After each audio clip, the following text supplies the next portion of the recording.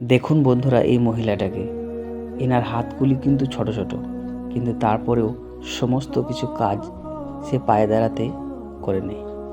থালি মাঞ্জা থেকে ধরে সবজি এবং মাছ সমস্ত কিছু। তো আপনারা দেখুন, আমাদের বাড়ির মেয়েরা দুই হাত দিয়ে যে কাজটা করতে হিমশিম খেয়ে যায়, সেখানে এই মহিলাটা পা দিয়ে সমস্ত কিছু মাছের আঁশকে ছাড়িয়ে দিচ্ছে এবং এই বটি দিয়ে সেই মাছকে কেটেও নিচ্ছে, এই বটির মধ্যে সবজিও বানিয়ে নিচ্ছে। তাহলে চিন্তা করুন। এই ভিডিওটা বানানোর আমার একটাই উদ্দেশ্য, যে যারা আল্লাহর প্রতি অধৈর্যিত হয়ে যায় একটু কিছু হলেই, তাদেরকে এই ভিডিওটা শেয়ার করে দিন, যে দেখুক আল্লাহ চাইলে কি না পারে।